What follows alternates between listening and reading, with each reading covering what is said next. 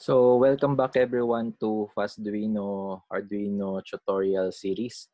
Last week, nag-cancel tayo ng schedule natin ng Arduino communication discussions. So, ngayong session 5, na-move tayo ng 1 week. So, pati yung Arduino IoT natin is move next week naman. So, for tonight, we're going to discuss about Arduino communications. The plan is to discuss about Bluetooth and GSM, pero mag-focus lang ako ngayon sa GSM module. Yung Bluetooth will be next week, so Bluetooth and Wi-Fi. So, hopefully, mapag-compress natin. So, ngayon, GSM lang tayo, not so that the discussion will not be that long. So, pang session 5 na tayo this week. And if you want to check the previous session, just follow the page Fast Proto PH in Facebook for us to have the latest updates then. And you can share it to your friends who might benefit on the discussions. Marami na tayong na-discuss. Then, for any questions, just comment down below and message me or message the page if you have any questions about the topics and the discussions. All sessions is also on YouTube. So, medyo mas maayos yung uploads doon. So, yung mga previous sessions, pwede nyo rin panoorin. Just search Fast Proto PH on YouTube. Then, yun. So, I think we can start now sa ating communication, Arduino communication modules.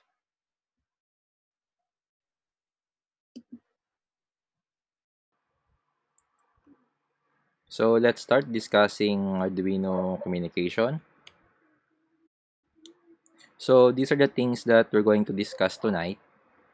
We start with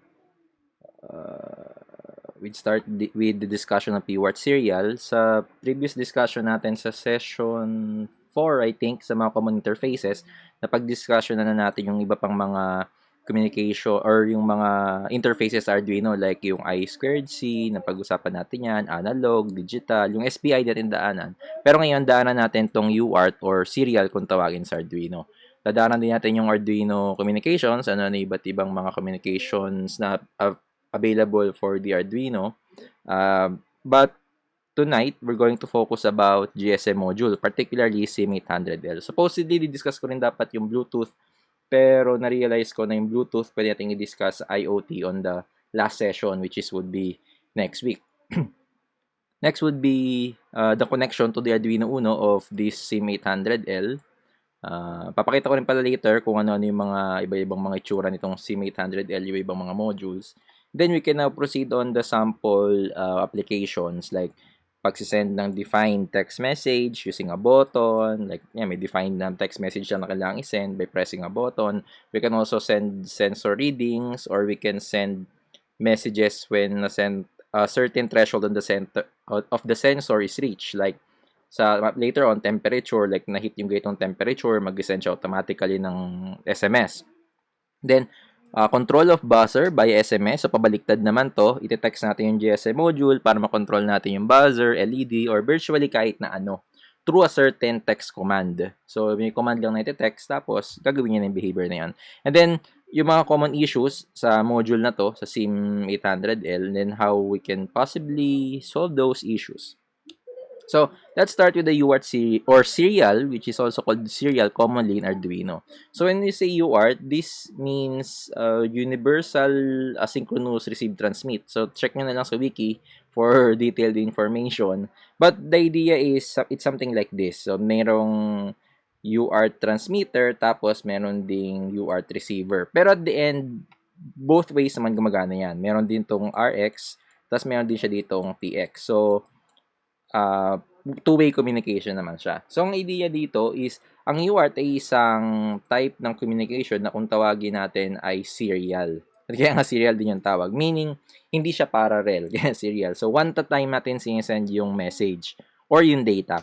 So, kunyari ito, una mo natin pinapadala yung 0, 0, tapos 1, 0, 0, 1, 1, 0, 1, 0, 1. So, ibig sabihin, at a certain time, pinapadala niya muna ay 0, which is logic level 0 volts. Then, next na transmission niya, 0 pa din. Next is high, which is, this is literally 5 volts kung nasa Arduino Uno ka. So, ito namang receiver, dinidetect niya yung 0 na mga yan. Yung 0, tsaka yung 1. So, Asynchronous tong communication na to, ibig sabihin, the transmitter and the receiver should have an agreed timing. So, tinatawag natin yun na baud rate. So, yung baud rate, isa yun sa mga common issues. Pag sinabi ng transmitter ng baud rate niya is 9,600, dapat yun din yung gamitin ng receiver side. Otherwise, di matatanggap ng tama ng receiver yon or trashy data yung makukuha niya. So, one at a time, tina-transfer yon ng transmitter. Since two-way communication to, later on, pwede rin na maging transmitter din tong receiver. Tulad ng sinabi ko kanina. So, ayun, yan yung pinaka-basic description ng isang UART communication. We transmit data one at a time. So, this is a chart of an ASCII. No? So, merong decimal, binary, octal, hex, conversion chart to. So, medyo i-zoom natin ng konti. Ayan. So, let's say for example, itong number 1, gusto nating mag-transmit ng number 1 or pwede ring letter, mag-transmit tayo ng letter Q or small letter Q. Yung mga letters na yan at characters na yan ay may representation na equivalent sa ASCII. Like, for number 1, ang equivalent niya is 31. So, bakit pa kailangang magkaroon ng ASCII table or something? Ba't di nila mag-transfer ng automatic na numbers, di ba? So, sa number, ito kasi mga numbers na to, they are now characters. So, may equivalent na yung value in terms of ASCII para ma-represent siya. Like, yun nga, 31. Sa Q naman, value naman yan ay 51. So, ito ay, I think this is decimal. Tingnan natin, balik tayo. Oh, hex pala. So, this is hex to. Hex yan. Balik tayo dito. Octal. Ito pala yung decimal equivalent niya. Ito yung decimal. So, itong sa Q, kung na-transmit tayo ng letter Q, hex na papadala natin is 51. Ang decimal equivalent niyan is 81. Same naman dito sa number 1, ang decimal equivalent niya is 49, decimal to. Tapos, ito naman ay hex. So, ang binary equivalent niyan ay ito. So, basically, kapag nag-transmit tayo ng UART signal, ito yung pinapadala natin. Yan. Yan yung pinapadala natin. Hindi yung... Kasi, itong zeros and ones na yan. Like dito sa, dito sa model natin na to. Diba, zeros and ones yung pinapadala natin. So, ayan, ito yun. One at a time. 1, 0, 0, 0, 1, 1, 0, 0. Ayan. 1, 0, 0, 0, 1, 1, 0, 0. So, pinapadala natin one at a time. So, mangyayari ngayon dito, pag na-receive yan ng receiver, bubuin niya ngayon yun. So, one at a time niya pinapadala, pero si receiver, meron siyang buffer dito na kung saan kinokolekta niya yung paisa-isa na transmission na yon. So, pag nakolekta na niya yon, malaman niya na yung character pa lang yun ay equivalent sa number na 1 or sa letter na Q. So, depende sa value, capital Q or small Q, depende sa value. So, may dalawang way para magawa yon. Kasi pwede kasing merong tinatawag na hardware UART. So, hardware UART. Pag sinabi natin hardware UART, ginagawa na yon ng microcontroller. Which is sa Arduino Uno, ang microcontroller ay Atmega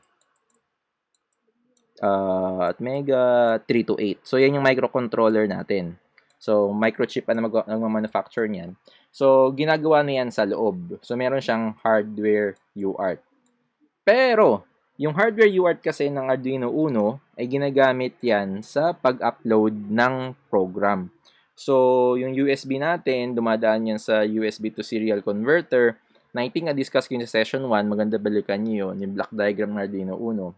Which is common naman yung sa Arduino Uno, Arduino Nano, except lang doon sa mga may mga USB native, may mga native USB like Atmega Leonardo, Arduino Du, hindi niya kailangan ng USB to serial converter kasi hindi naman via UART pumapasok yung program. Kasi yung Arduino Uno, nangyayari dyan, from a PC, yung code na ginawa mo, pinapadala niya napunta rito sa RX. Pero ang PC natin, wala naman yung UART na peripheral na, wala yung serial port. So, dumadaan siya. So, from USB, dumadaan muna siya sa isang converter para maging UART na yung signal. So, pinabadala niya yung code natin in ones and zeros. So, yung hardware UART basically ng Arduino Uno, yung hardware UART niya is occupied na. Pwede mo pa rin gamitin, pero hindi ko yun encourage kasi maganda na i-dedicate nyo natin doon para wala naging problem. At the same time, pwede mo na siyang gamitin sa pagde-debug. So, later on, nakikita natin yun kung paano yun. So, yun yung unang method para ma-decode yung sinisend na paisa-isa ng transmitter. Second naman is yung tinatawag nating software UART. So, yung software UART, meron code na inilalagay dito sa Arduino para magamit natin virtually kahit anong digital pin para maging RX. Kasi sa hardware UART, dedicated kung ano yung pin na gagamitin na yon. Makikita nyo yung sa Arduino Uno, yun ay pin 0 at pin 1. Pero pag software UART ka, pwede kang gumamit ng iba't ibang mga pins. Okay, later on, makikita naman natin yun pag pumasok na tayo at gumamit na tayo ng SIM800 module. Okay. So, yun. So, basically, yung pinapadala natin data via UART, and ang UART ay siniset up natin ng ganito. So, merong receiver papunta sa transmitter, transmitter papunta sa receiver, tapos dapat common ground sila. So, important ang UART kasi maraming mga peripherals na or mga modules na gumagamit ng UART. Example is yung mga GPS modules, commonly UART yan. Meron tayong mga sensors like mga power analyzers na via UART. Via UART yung communication yan. Analyzer. Tapos, meron ding mga iba't iba pang communication protocol like RS485 na via UART yan, nakadepend. Physical lines. Physically, RS485, pero sa loob is, pag nasa microcontroller, bali UART pa rin yan. May mga RS485 na ganon. Tapos, ayun, mga iba pa pang communication module. May mga GSM na wireless, GSM, LoRa, mga Wi-Fi, yan, mga module na yan. So, lahat sila gumagana by UART. So, it's very important na malaman kung paano gamitin yung UART na yan. Okay to. So, in Arduino software serial is a very common library. Very common to sa mga iisa lang yung hardware UART. Like Uno, isa lang hardware UART niyan. So, usually gumagamit tayo ng software serial para makakonect tayo sa mga peripherals na to. Sa mga UART peripherals na yan. So, yun. Pero sa mga Arduino Mega, maraming hardware UART yun. So, mas madali siyang gamitin kasi hindi ka nagagamit ng software serial. So, mga Arduino communication. So, ito yung topic talaga natin. Pero hindi natin maiisa-isa yan. Most probably, itong mga to is magkaroon tayo ng mga separate videos para dyan. So, Ethernet. So, wired to. So, common na mga chips na ginagamit dyan is ENC2 8J60 ng microchip or tong W5100 ng Wisnet. Then may mga differential communication lines din tayo, RS232, RS485. So robust yan dahil differential lines. Tapos pwede ka rin mahaba. Itong RS485 pwede kang umabot ng more than, I think, mga more than 100 meters. Then CAN bus, common to sa mga factories, Modbus. Tapos ito naman mga wireless na to, FSK modules, NRF, tong 2.4, wireless din yan, common yan, napakamura nito. Tapos, ayun, cheap way to make stuff wireless. Then GSM, ito yung di-discuss natin. So, SIMCOM, ito yung isa sa mga popular na mga GSM module na gawa ng SIMCOM. SIM800, SIM808, SIM900, SIM76, to LTE na to. Yung mga Bluetooth modules din, yung mga HC05, HC06, HM10, HM11, itong mga to is mga Bluetooth BLE na capable tong mga to. Ito yung mga legacy Bluetooth na ginagamit natin.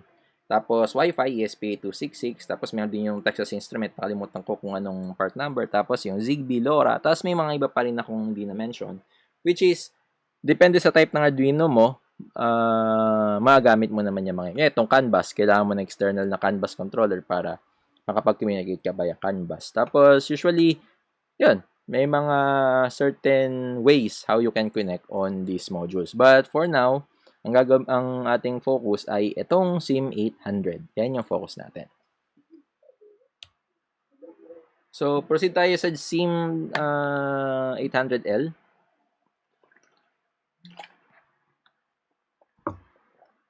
So, yung GSM module na to, may mga pros and cons yan. So, yung pros niya, very common, popular choice among hobbies. So, ibig sabihin, marami kang makikita mga references and resources sa internet. So, sa sobrang dami, di mo alam kung sino yung uunahin mong sundin sa mga yon.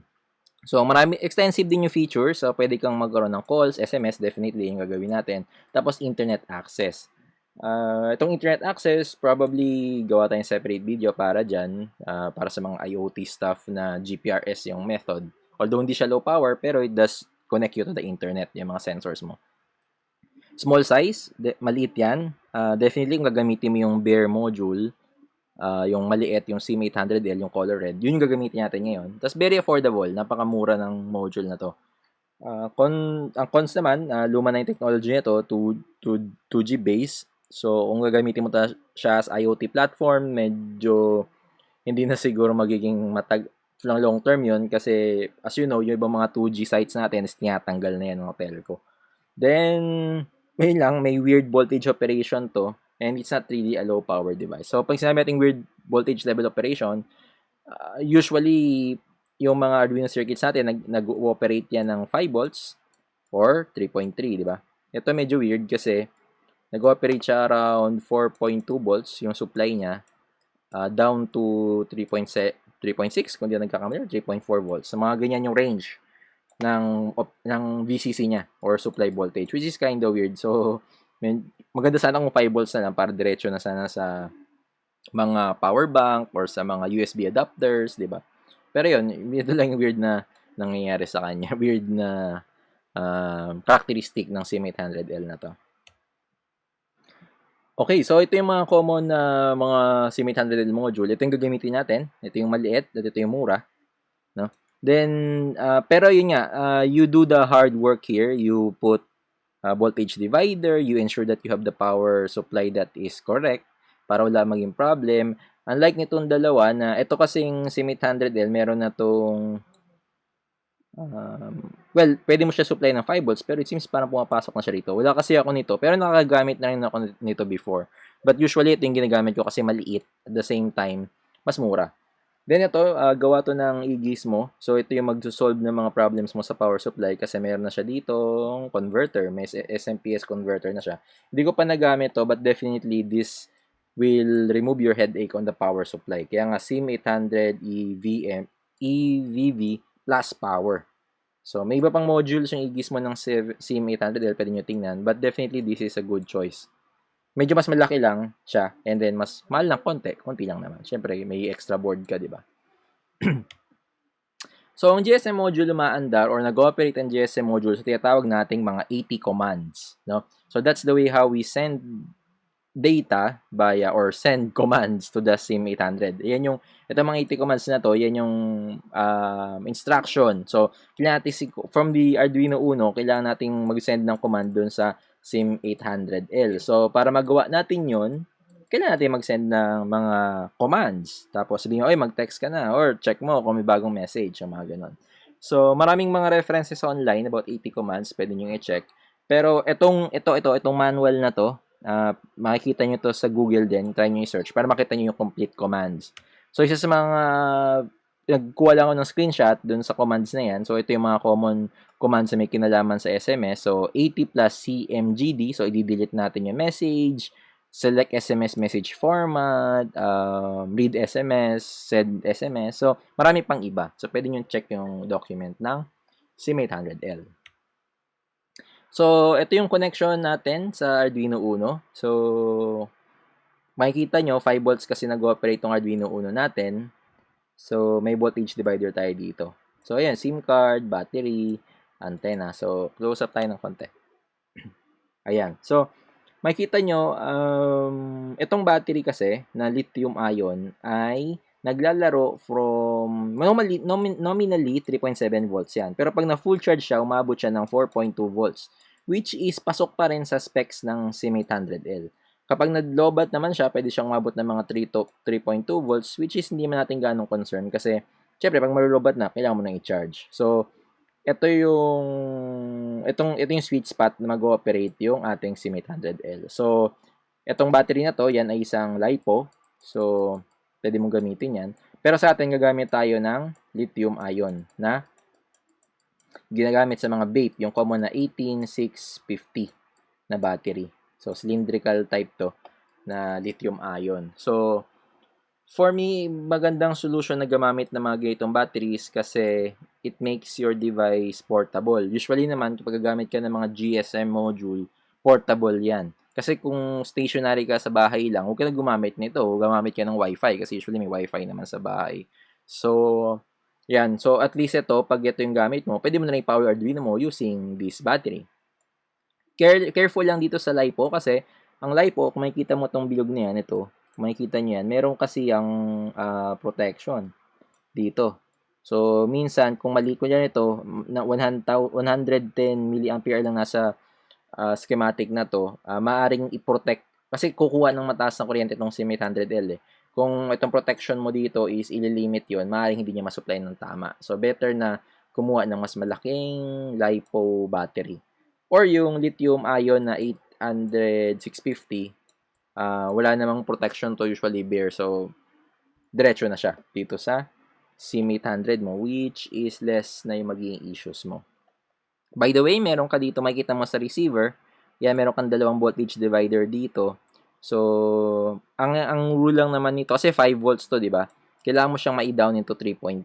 I think, di ko pa nang-check sa, alam ko, parang nakita ko na around 3 volts dapat eh. Pero, 3.3 should be good, should be enough naman. So, kailangan mo i-step down tong 5 volts. So, sa session 2 natin, how voltage divider works, pwede natin i-calculate yan. So, basically, ang ginagawa ko lang dyan, kunyari ito, meron akong resistor na 10K. Ang gagawin ko lang, magpa-parallel ako ng dalawang 10K. So, magiging 5K na yan. Yung 10K parallel. Tapos yung 10K kung isa nandito. So, tatlong 10K yung ginagamit ko. Tapos, balik dalawang 10K na yung nandito. So, pag ganun yung ginawa ko, 5K tsaka 10K, basically, makukuha ko na yung 2/3 nito. No? So, ayun. Yan yung connection natin. So, ngayon punta tayo sa sample usage ng CM800L. Pupunta tayo ngayon dito sa actual board. Makita yung setup ko sa breadboard. Tapos, may mga sample sketches ako naka-prepare. Di-discuss natin yon. So, prepare lang natin itong ating bench. Okay.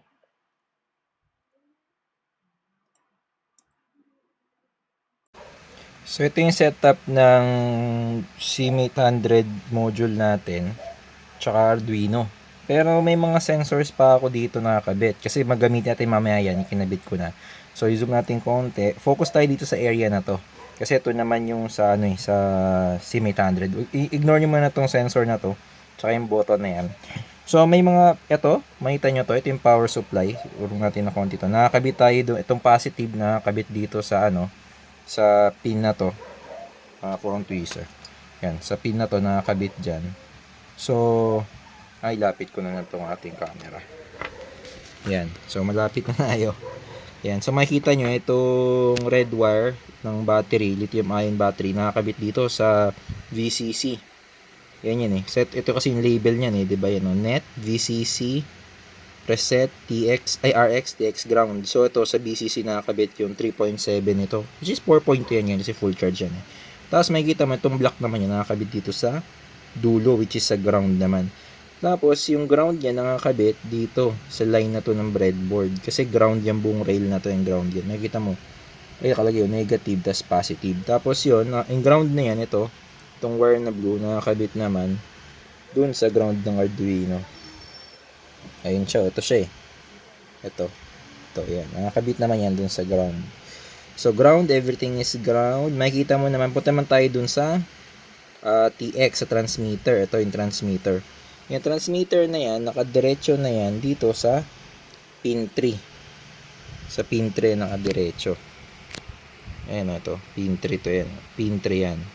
Tapos, tong voltage divider natin, ayan, tong voltage divider na to, ito, isa na yun. Hindi ko makuha. Ito yan, pin 2 naman yan. Sa pin 2. Ayan. Transmitter to ng Arduino. 5 volts yan. So, dadaan siya sa voltage divider na to. Tapos naka-ground. Ayun na ito. Punta siya sa receiver. Sa receiver siya papunta. Okay. So, yun yung mga important connection. So, sabi ko nga sa inyo, kumuha lang ako ng 3 resistor. Tapos, pinararel ko yung dalawa. Tapos, naka-ground yung isa. Good to go na yan. Alright. So, nakalagay na yung SIM card. Nakalagay na yung power. So, pag kinabit nyo tong important naman dito is, kunya, patayin ko ulit ito. Ito nakakabit ito sa PC ko eh. So, pag pinower up mo siya, ay, dito pala. Yan. Pag pinower up mo, makikita mo, meron tong blinking dito, you know, nakita nag-blink. May LED siya dyan sa kabilang side. So, nagbi-blink yun. So, sa umpisa, ganyan yung blinking niya every 1 second, approximately. Kailangan antayin natin yung maging around every 3 seconds. Ayun, no? 'Di ba? Every 3 seconds na yung pag-blink niya. Yun. Tapos yun, may antena. Usually, kung hindi ka nagbi-blink ng tama na ganyan, ang problem mo is, hindi nakakabit tong antena mo. Yan, yung antena na to, ang kasama ng module na yan. Or maaaring yung power supply mo is hindi enough, kaya siya nag-reset. Kasi dapat mag-stabilize siyang ganyan eh. Pwedeng ganon, or pwede mo rin palitan yung SIM card mo. Try yung palitan yung SIM card, baka mahina yung signal doon sa lugar na nasaan ka. So basically, yun lang yung mahalagang connection. Same yan doon sa diagram na pinakita ko. May dagdag lang dito, no? Itong button na to, na dagdag. Ito yan, no? Yung button na yan, papunta naman yan dito sa wire na to. Tapos na natin discuss tong dalawang wire na to, TXRX to ng Arduino. So ito naman, nakakabit yan dito sa pin, ano naman yan, sa pin 7. Ayun, no? Sa pin 7 siya nakakabit. Ito, sa pin 7. So button yan. So, doon lang siya nakakabit sa button dito. Tapos yung button na kabila, nakapunta naman ulit doon sa ground. Kasi may internal pull-up tayong enable dito sa pin 7. Itong pin 8 naman, nakakabit dito sa buzzer natin. Ayan, yung red wire niya. Tapos yung black wire niya is nakabit lang doon sa ground. Okay. Ito naman ay isang I2C temperature IR non-contact temperature sensor. Yung discuss natin ito last session, session 4. So, balikan nyo doon yung connection niyan, I2C yan. So, nakakabit siya sa A5 at A4. Tapos, sa common supply, sa 5 volts, saka sa ground. Okay. So, mukhang okay naman yung setup natin. So, I think we can now start sa pag-upload ng code. Okay.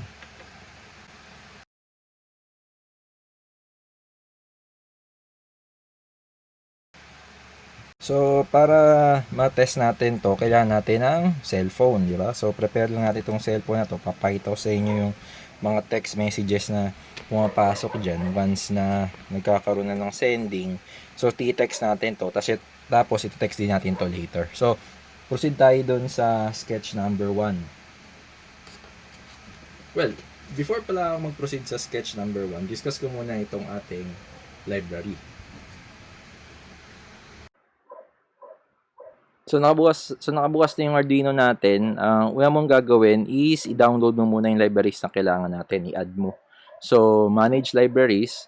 Pagkapunta mo diyan sa manage libraries, medyo matagal lang. Hanapin mo yung Adafruit library. Adafruit Fauna yun eh. Tingnan natin. Kasi na-install ko na yan. Dito na yan eh. Wait lang natin. Medyo updating list pa eh. Okay, tagal. Ang tagal. Ayun. So, Adafruit Fauna. Search natin, no? Ang lalabas. So, yung search niya na yan. Medyo naghahang na yung Arduino ko. Ayan. So, naka-install na. 1.3.5. Ano bang latest? May 1.3.8 na. So, lahat ng testing ko, gagawin ko muna sa 1.3.5. Tingnan natin kung pwede install yung 1.3.8, dapat walang maging issue. Pero sa akin, ito yung naka-install ngayon. Hindi na mag-install ng bago, no? Hindi ko na rin i-update. Kasi gumagana so far yung meron ako ngayon. So, pag naka-add na yon, punta ka ngayon sa files, tapos examples. Wait lang natin. Tagal ulit mag-open.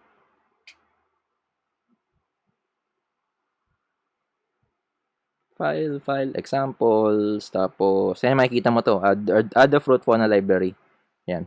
Makikita mo, may Adafruit Fauna library din ako dito na 7600 kasi meron akong ginawang project dati na may kinalaman sa LTE. Pero wala namang kinalaman sa LTE itong ginagawa natin. So, diretso tayo dito sa Fauna test. So, may mga school of thought na pwede mo mong gawin yung GSM control directly, 80 commands, na di mo na kailangan ng library. Pero para sa akin, it makes life simpler para sa mga nagsisimula pa lang kung gagamit ka ng library. Like itong Adafruit Fauna. At the same time, itong Adafruit is compatible sa iba't ibang mga modules din.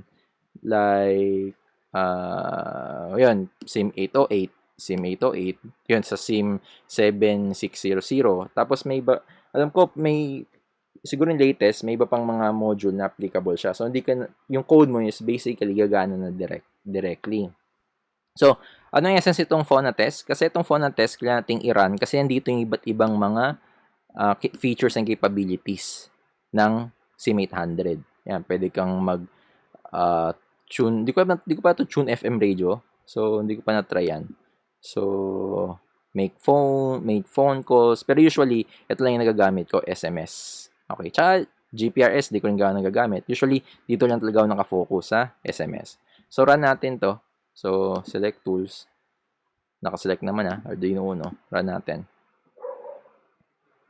Run natin yan. Tapos, mag-test try. So, well, the importance of this is for you to know na connected na talaga yung SIM800 mo kay Arduino. Kasi kung hindi pa connected, hindi ka magkakaroon ng success dito. Ayan.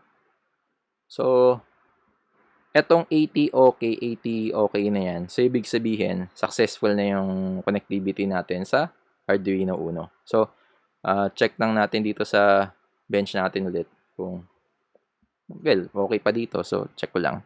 Tapos, display ko dito.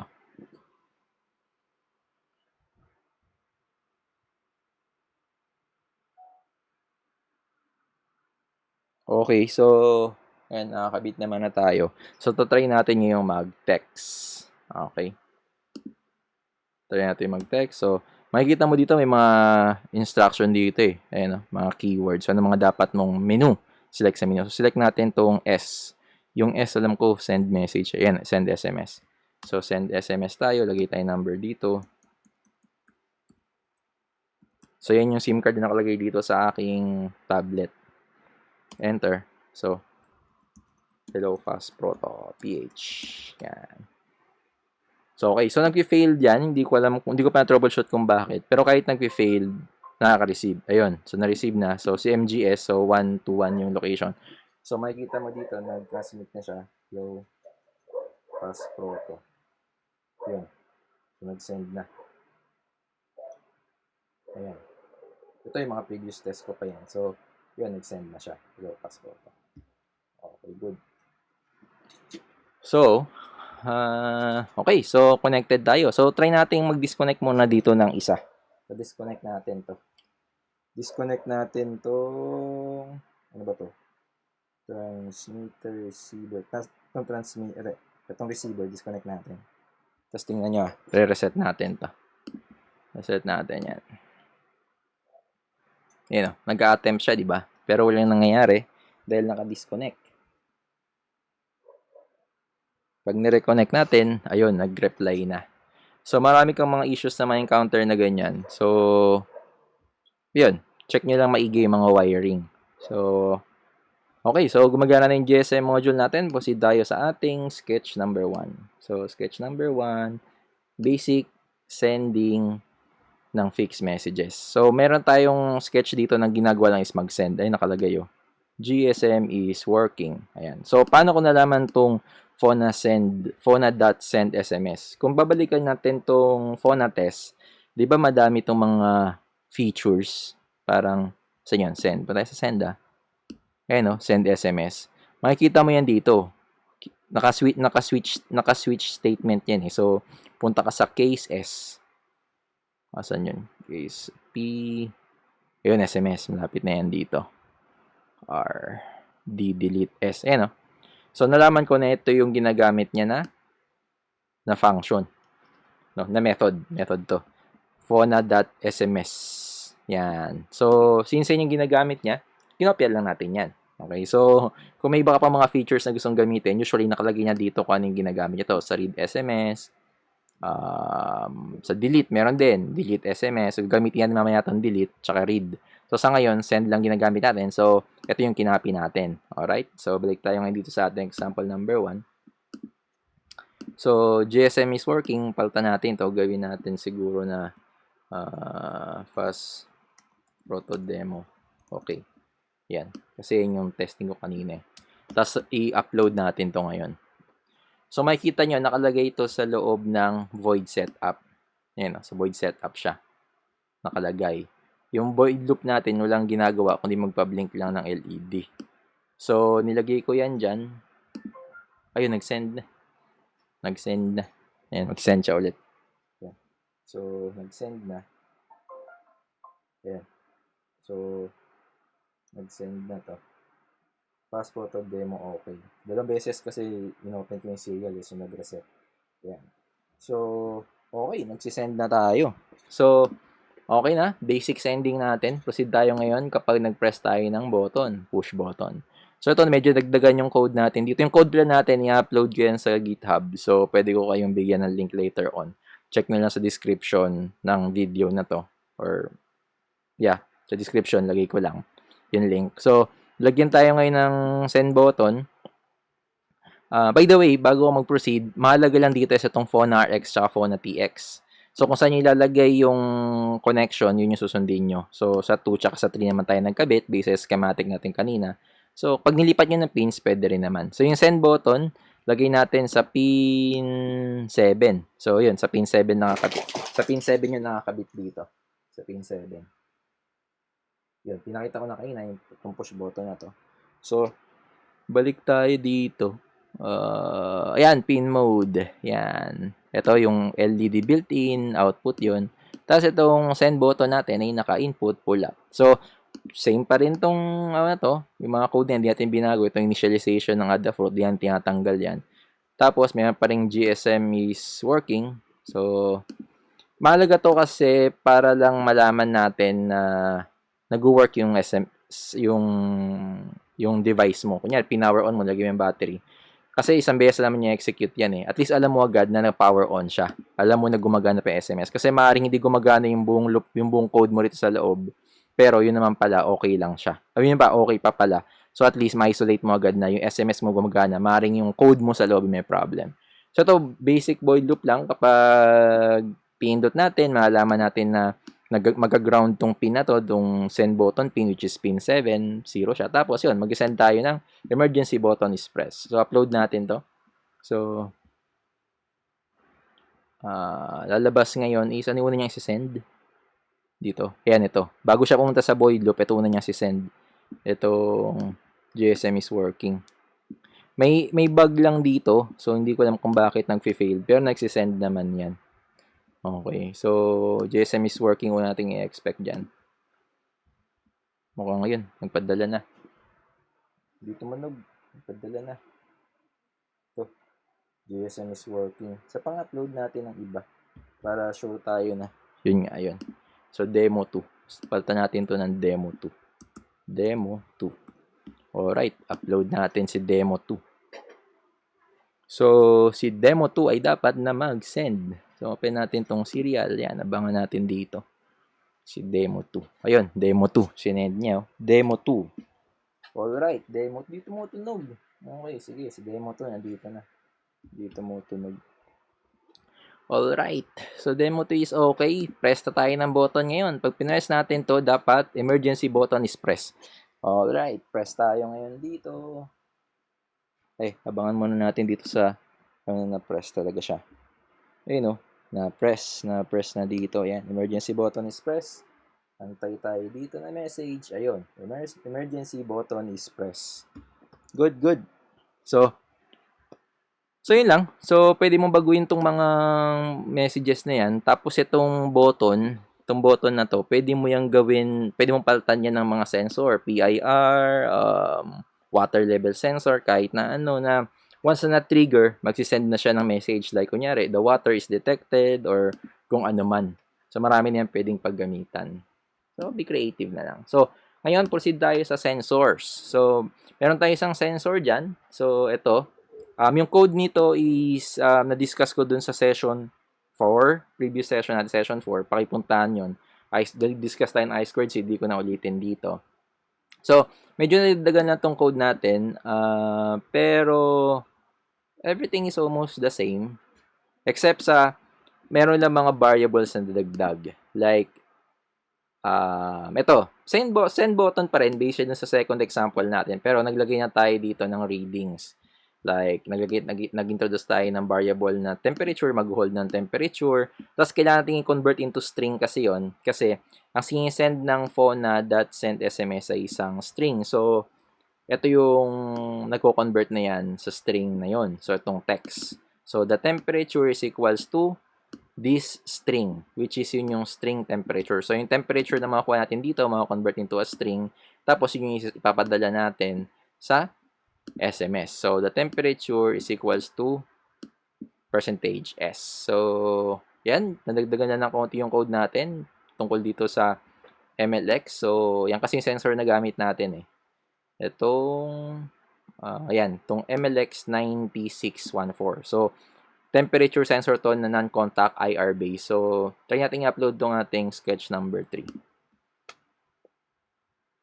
So, definitely, yung makikita natin is it's GSMS working pa din. So, palitan natin to ng demo 3. Para yan talaga yung na-execute natin. Demo 3. Load ulit natin. Uy, nag-send. Nag-send siya dito. Pero okay lang. Mag-upload tayo ng bago eh. So, demo 3 dapat yung lalabas dyan. Susunod. Wait lang natin yung demo 3. Ayun, demo 3. We're now good. So, it's time to press the button. Let's press this. Press natin yan. Yun, 31.67. So, abang tayo dito. 31.67. Ayun, nag-send na. 31.67. Good. So, yun, kung meron ka naman mga setup na gusto mo is may sensor ka, tapos gusto mong isend yung reading every time na may pinipindot na sensor or may natitrigger na sensor, like, ano pa ba yung mga I/O type, mga proximity switch, yun, PIR, mga limit switches, mga ganyan, or kahit simpleng button lang. Pag ganun, ito yung way to do that. No? So, kasi ito sa ngayon, yung sensor ko, sa ngayon, pinipress ko lang yung button. So, ang gawin naman natin ngayon ay magsisend siya automatically pag na-send yung certain temperature. So, ano nga ba yung temperature kanina? 31.67. So, sabihin natin paano kapag na-reach niya yung 33, more than 33 degrees Celsius. No? Ang gawin natin ngayon ay labas natin to. Labas natin to. Itong tatlo. Labas natin yan. Lagay natin dito. Yan, okay. So, madi-display na tong ba't yan dito to? Nasa unahan to eh.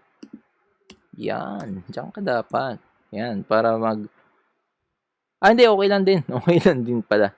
Kasi kinukuha lang natin temperature. So, magkakaroon ka ng update na temperature, kunin yung reading. Actually, pwede nating i-print dito is yung temperature lang kasi kinuha na natin eh. So, temperature. Yan.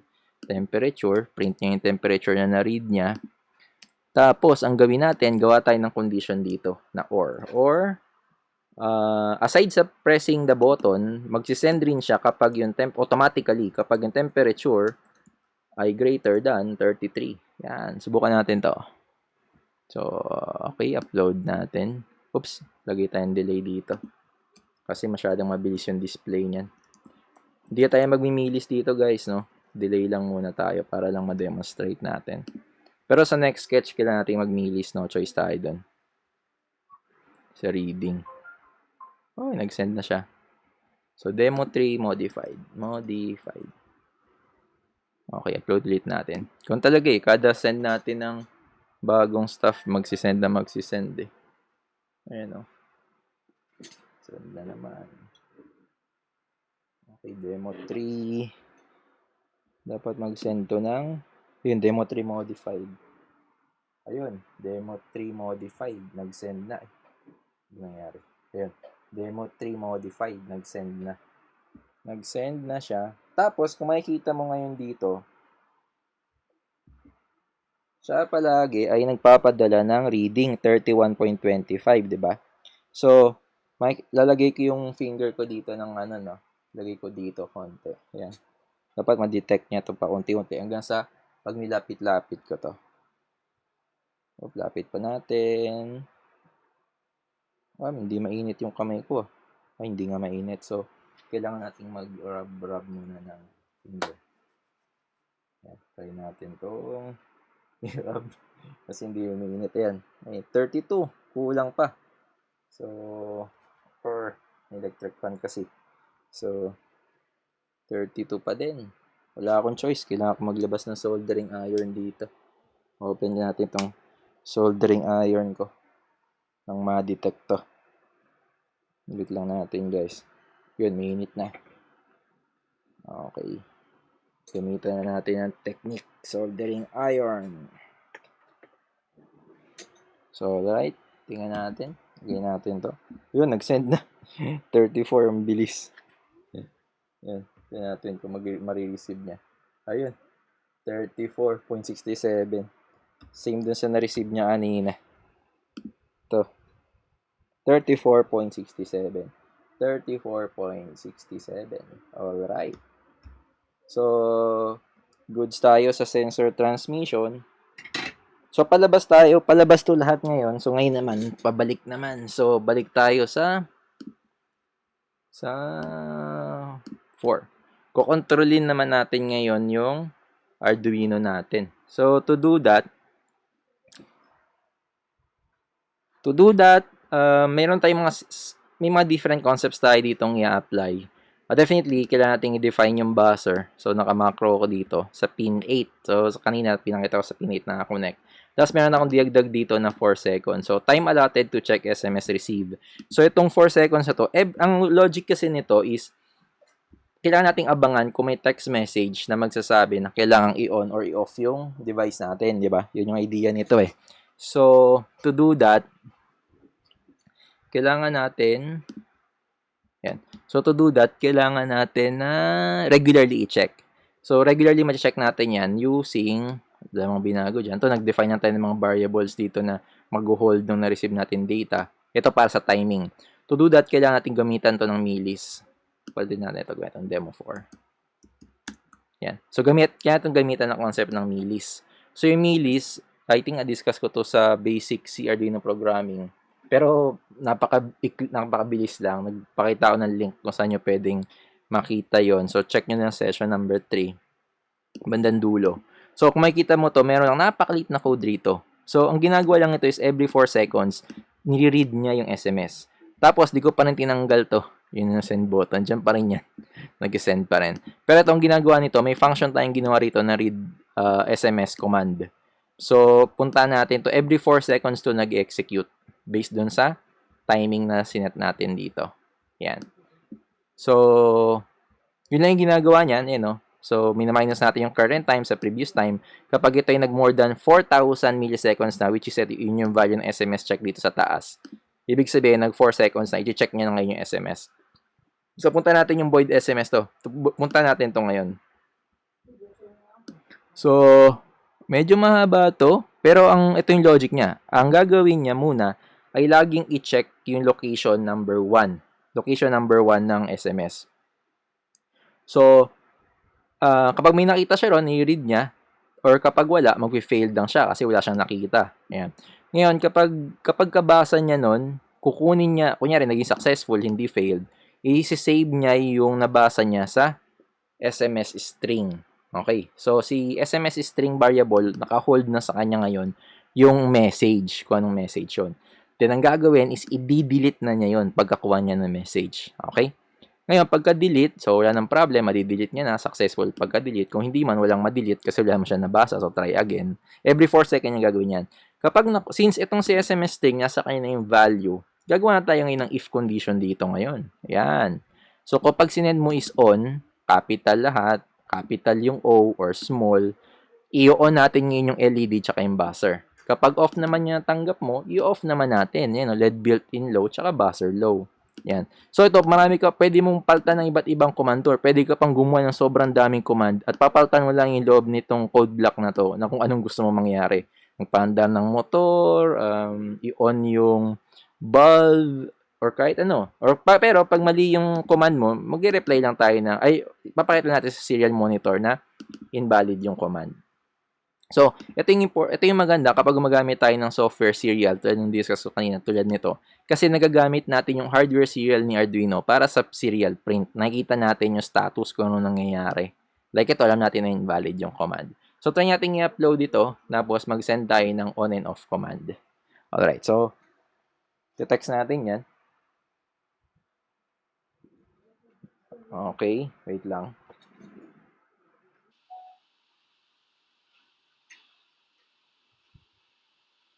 So, uploaded na yung ating sketch number 4. Try natin i-open to. Ayan o. So, ayan, nag-reset na lang siya ulit. So, nag-send na siya ng demo 4. Okay. So, makikita mo to.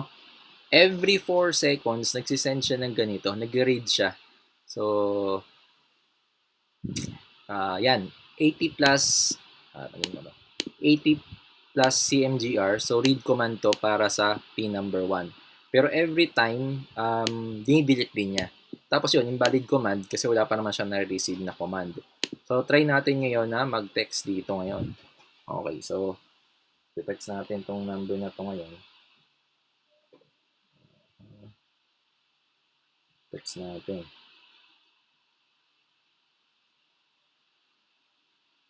Yan. So, nag-test na okay na kaya mga on-off, on-off. So, iti-text ko siya ng on. Okay. So, text natin to ng on. May check natin dito ngayon na nag-send siya ng on. Ayun. So, unread, message na nakita niya is on. So, okay. Pag on na tong LED, tapos yung buzzer natin, maingay na din. Ewan ko narinig niya. Pero ngayon, i-send naman natin yung off. So, every 4 seconds, pa nag-send na yan, next read niya is, yun, nakita niya yung off. Nag-off na. Okay? So, basically, ganun yung way. Paano naman yung sa receiving. Tapos, yun nga, marami ka nang pwedeng gawin dito. Kasi lahat na kung ano-anong mga commands pwede mo nang gawin. So, papalitan mo lang tong mga string na yan. Tapos, ayun. So far, medyo mahaba na rin yung discussion natin. So, leave ko muna to dito. Then later on, we can explore more applications ng GSM with different sensors, all of stuff. Pero hopefully, naging useful tong mga example sa inyo. So, i-upload ko na to sa GitHub para ma-share ko din sa inyo. At pwede niya maging reference. Ha?